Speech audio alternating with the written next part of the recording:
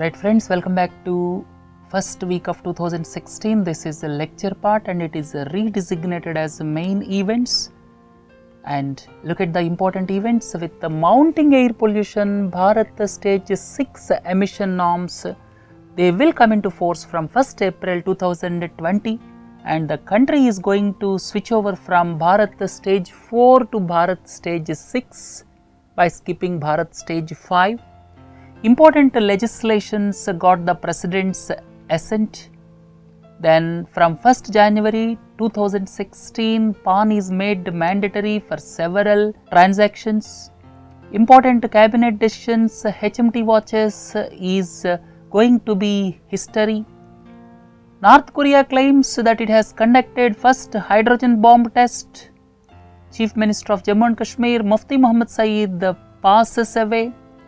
Before budget, there is a wish list for industry. We are going to discuss about the wish list of industry.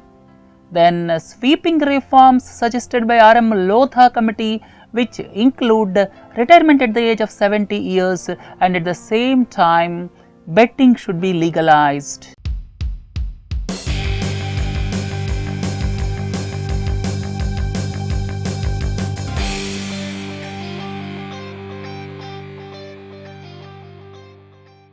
Right friends, look into the first one. With the mounting air pollution, Bharat stage 6 emission norms will come into force from 2020. You may ask, what is these Bharat stage? These Bharat stage norms are popularly known as BS. At present in our country, BS 4 and BS 3 are being implemented.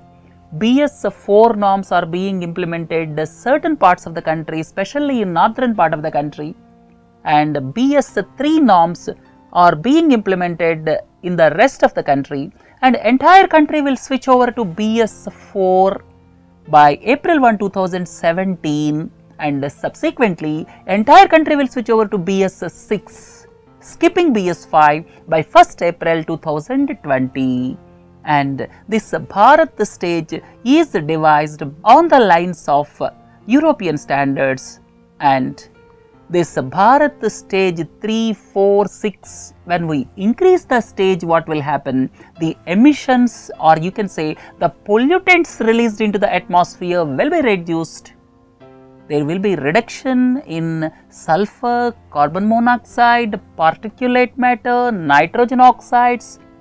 Depending on the increase in the stage, these will get reduced, and the ultimate aim is to reduce pollution, because we had very bad experience of pollution in the National Capital Territory of Delhi recently.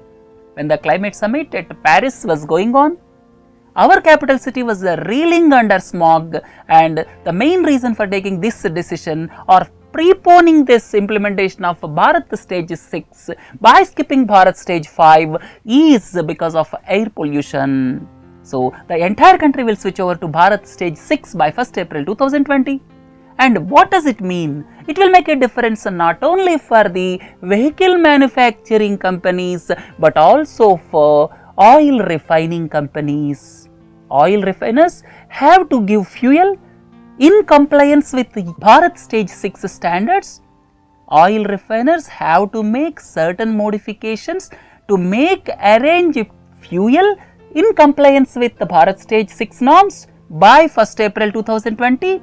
And all of you are well aware, the important public refiners in the country are IOCL, Bharat Petroleum Corporation and Hindustan Petroleum. So these three are public sector refiners, and there are some private sector refiners are there, and these refiners have to supply fuel in compliance with this Bharat stage 6 standards by 1st April 2020. That is one part of the story. For that, public refiners require around rupees 30,000 crores of rupees. And if you look at vehicle manufacturers have to make certain modifications in their internal combustion engines. So oil refiners have to gear up. Not only that, the automobile industry has to gear up to meet that. Right friends, with this we will conclude about this Euro 6 norms at this juncture, and if you want more, please listen to news analysis of third week. Right friends, look into the next one. 5 important legislations got the President's assent. Recently, President gave assent to 5 important legislations. I would like to tell them in brief. The first one is Arbitration and Conciliation Amendment Act of 2015. What is this arbitration? Let us take an example. L&T has taken some contract from CPWD. There is some dispute. Commercial disputes may arise at any time. When commercial dispute between two entities arise, then these entities will refer the matter to arbitration. Arbitrator will be the third party who will adjudicate the disputes. But in our country, the arbitration cases are lingering for 10 years, 15 years. In fact, that is deterring the foreign investors also, basically with a view to improve ease of doing business index. This is planned. All of you are well aware, this bankruptcy code was recently introduced in Parliament. That is with a view to increase the ease of doing business index. On similar lines, this Arbitration and Conciliation Amendment Act of 2015 was also brought because of reason so as to increase the ease of doing business index, and as per this, all the arbitration cases will be settled within a time span of 1.5 years or 18 months. So, previously, they used to take 10 years, 15 years, but that will become a history, and now all the arbitration cases, basically commercial disputes, will be settled within a time span of 18 months.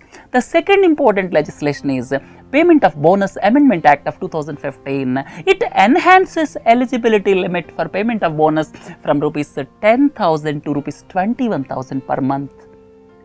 The eligibility for getting bonus is increased from Rs 10,000 to Rs 21,000 per month, and at the same time it also enhances monthly bonus calculation ceiling from Rs 3,500 to Rs 7,000 per month.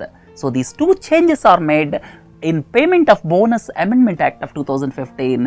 If you look at the third legislation brought, that is Atomic Energy Amendment Act of 2015, and as per this amendment, now NPCIL, that is Nuclear Power Corporation of India Limited, now can collaborate with public sector undertakings.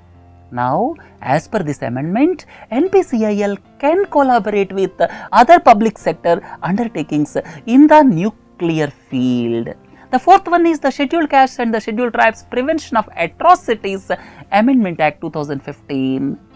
So, several categories are added under the offences, and one important thing is dedicating a woman as a Devdasi. This Devdasi system is prevalent in some states of the country, and when a woman is dedicated as Devdasi in a temple, then that is an offence under the Scheduled Caste and Scheduled Tribes Prevention of Atrocities Amendment Act of 2015. The last one is the Commercial Courts, Commercial Division and Commercial Appellate Division of High Courts. That means it aims at creating commercial benches in select high courts. So, exclusively to deal with commercial cases, these commercial benches will be established in select high courts. So, these are the 5 important legislations, and now look at the next issue. PAN is now made mandatory from January 1, 2016 for certain categories of transactions. First one is if you purchase or sell any goods, goods means this is example of goods. Any service, service means if you go and take food in a hotel, that is service. If you go to a doctor for prescription, that is service. So, sale of goods or services, not only sale, purchase also.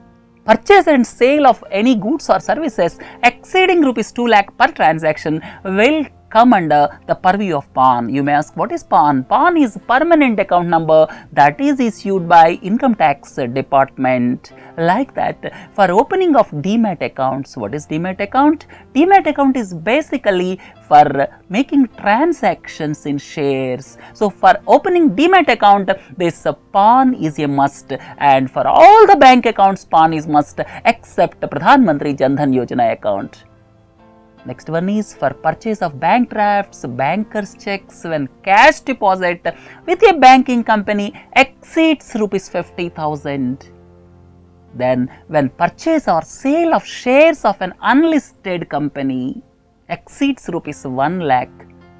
If your restaurant bill exceeds rupees 50,000, immovable property when the sale or purchase exceeds rupees 10 lakh.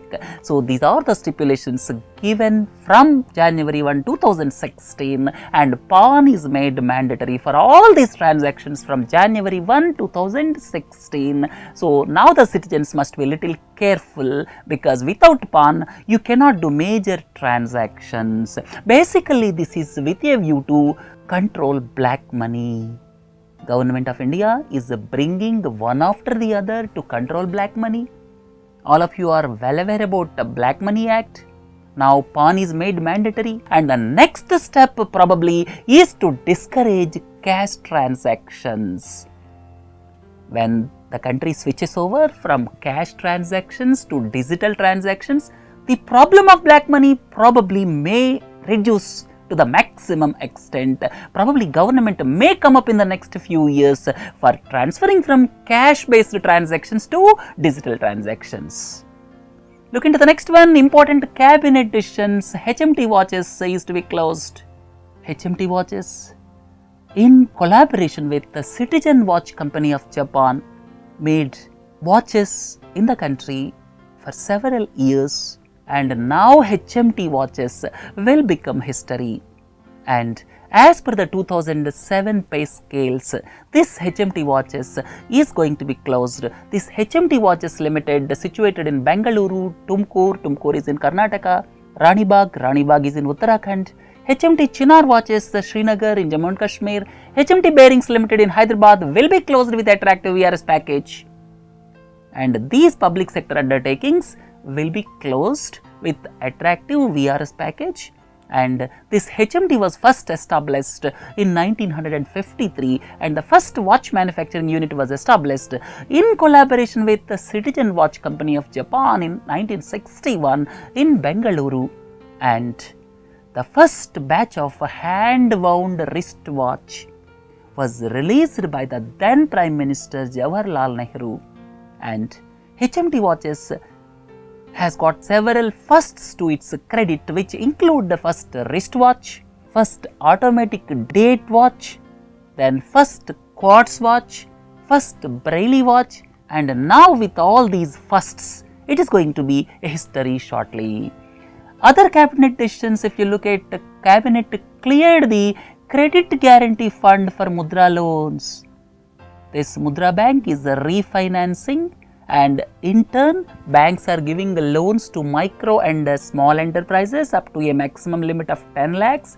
You may ask, what is refinance? Refinancing is this Mudra will give loans at lesser interest to banks or intermediaries, and in turn they will pass on the benefit to the customer. And here 3000 crore rupees credit guarantee fund will be created, and it will guarantee loans worth more than 1 lakh crore over the next 3 years.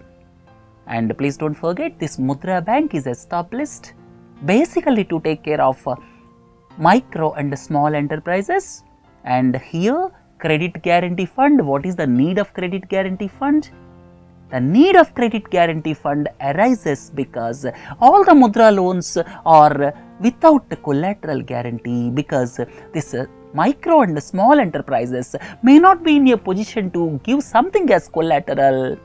If I want some loan, I will go to the bank, and bank will immediately ask, what collateral can you give? I will show some house, something like that. But micro and small enterprises may not be in a position to show collateral security. That's why now government came up with rupees 3000 crore credit guarantee fund. The other important decision is cabinet approved memorandum of understanding with Singapore for operating the terminal building of airports at Jaipur and Ahmedabad in western part of the country, and cabinet also gave its approval for converting Mudra Limited into Mudra Sidbi Bank. Now this Mudra is at present Mudra Limited, and its name will be converted to Mudra Sidbi Bank, and it will be wholly owned subsidiary of Sidbi. And if you look at other decisions, cabinet approved Stand Up India to boost entrepreneurship among SC/ST and women each bank has to promote at least one SC/ST entrepreneur and at least one woman entrepreneur, and for this purpose SIDBI will refinance with an initial amount of rupees 10,000 crores. Banks will promote at least one SC/ST entrepreneur and one woman entrepreneur, and for this purpose SIDBI will refinance it. That burden will not fall on banks. SIDBI will refinance to banks, and banks in turn will pass on the benefit to at least one SC/ST entrepreneur and at least one woman entrepreneur. And for that purpose 10,000 crore initial amount will be given by SIDBI, and at the same time credit guarantee organization will also be created through National Credit Guarantee Trustee Company. And other decisions taken I have listed out here, please go through them.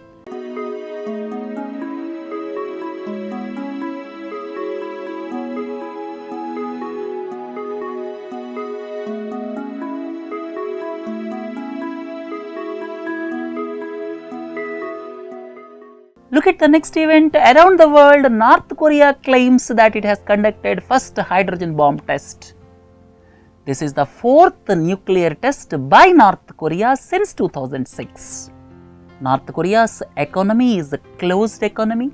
Literally speaking, they do not have much trade relations with any country except China. North Korea's 80% trade is with China. Only China can silence North Korea, but China may not take that step. If you look at North Korea since 2006, this is the fourth nuclear test.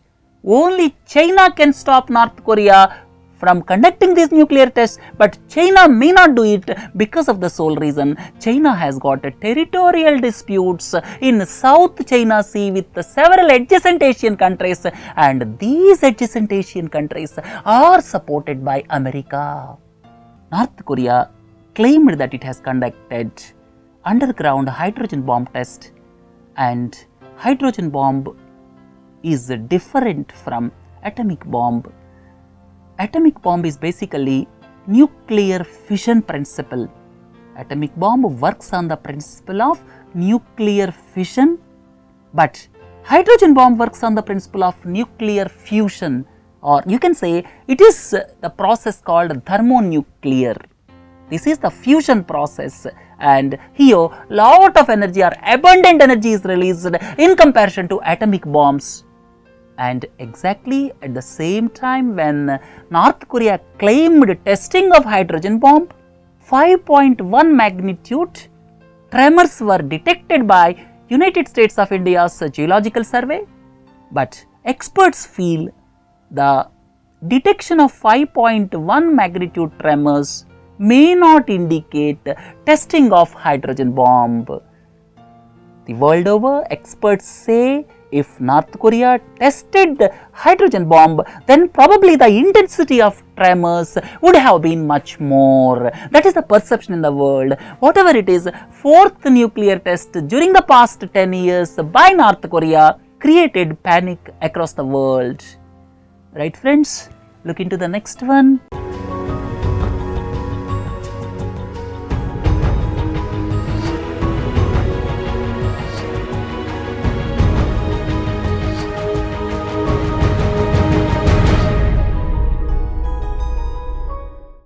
Across the states, Chief Minister of Jammu and Kashmir, Mufti Mohammad Sayeed passes away. Two-time Chief Minister of Jammu and Kashmir, Mufti Mohammad Sayeed passed away at the age of 79. He was the Chief Minister during the period of 2002 to 5, and now he is the Chief Minister from March 2015 with the alliance with the BJP.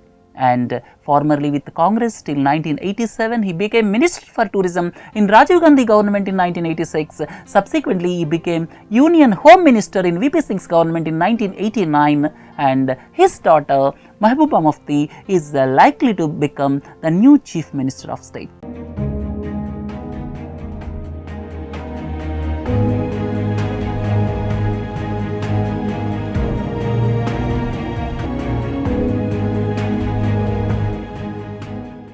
Economy and banking, before budget, what industry wants? Before budget, there is a wish list by industry. The first and the foremost is industry wants early rollout of goods and services tax.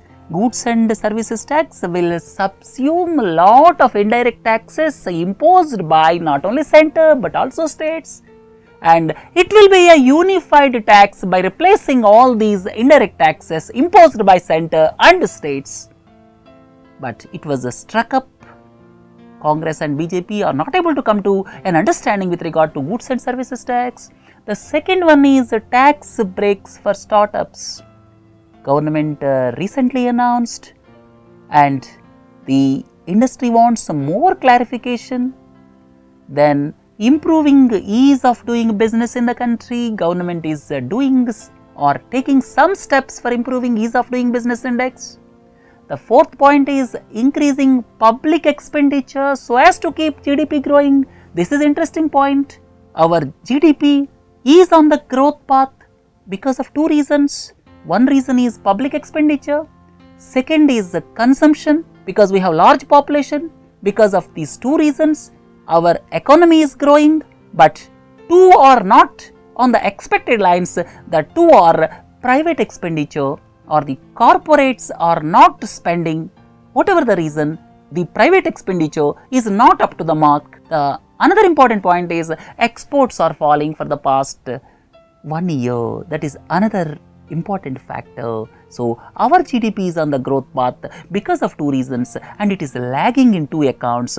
The two reasons are public expenditure. The second one is public consumption. The two lagging factors are the private expenditure is not up to the mark. Second point is exports are falling. So now the industry want for increasing public expenditure further. Then another important point is clear roadmap for reduction in the corporate tax rate. During the previous budget, government announced that corporate taxes will be reduced to 25% from 30%, and now industry wants clear roadmap. And the last one is a roadmap for elimination of a minimum alternate tax. So this is the wish list by industry before budget for 2016-17. If you look at the last event in sports and games,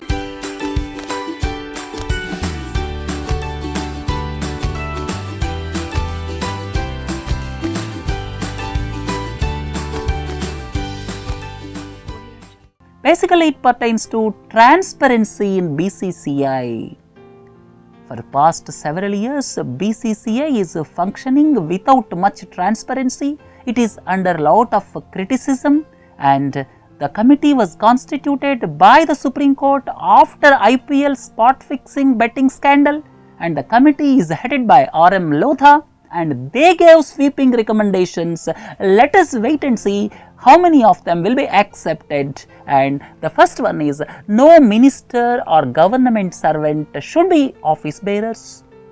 Second is maximum age limit will be 70 years. Third one is betting should be legalized as is done in other countries. That will bring a lot of revenue also to the government. Government is not able to stop anyhow betting. So let it be legalized. That is the recommendation of RM Lodha. Then BCCI president should have 3-year term and only for maximum 2 terms. Then BCCI should be brought under RTI Act so as to increase the transparency. Then separate governing bodies for BCCI and IPL. So these are the recommendations, and if you look at the other recommendations, uniformity of structure in the organization and functioning of state associations, then an independent ombudsman to resolve the grievances, and then 9-member Apex Council which will look at the governance of BCCI. Like that they have made several recommendations, and I have listed out the recommendations here. And with these recommendations, if accepted, who are going to be affected? If you look at it, first and the foremost will be personal aspirations of Sharad Pawar and Srinivasan. Then there are 3 cricket associations in states like Gujarat and Maharashtra. In Gujarat, we have Saurashtra, Gujarat, Baroda. Like that 3 regional associations are there. If you look at Maharashtra, there are 3, Bombay, Vidarbha, then Maharashtra. So, if the recommendations are accepted, these states will be affected because it will be one state, one association, one vote principle which is recommended by the committee, and if this is accepted, states like Gujarat and Maharashtra will be affected, and some of the BCCI office bearers will have to vacate their posts in state associations if these recommendations are accepted. Next important point is the legalization of betting will lead to the entry of international firms. The worldwide legal sports betting market is around $400 billion, and a lot of income will be generated in the country with the legalization of betting. Right? So, these are the recommendations and these are the issues related to the Lodha committee panel, and with this let us conclude this week's lecture part and have a nice day. Thank you.